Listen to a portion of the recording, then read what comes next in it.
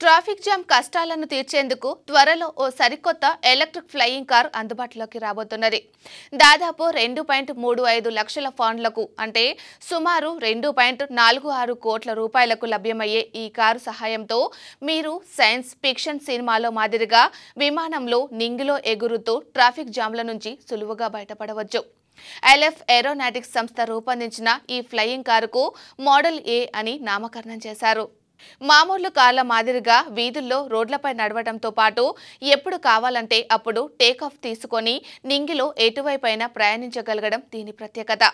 2 సీట్లతో చాలా తక్కువ బరువు ఉండే ఈ కారు సింగిల్ ఛార్జింగ్తో రోడ్లపై దాదాపు 200 మైళ్ళు అంటే 321 కిలోమీటర్లు, గాలిలో 110 మైళ్ళు అంటే 177 కిలోమీటర్ల దూరం ప్రయాణిస్తుంది.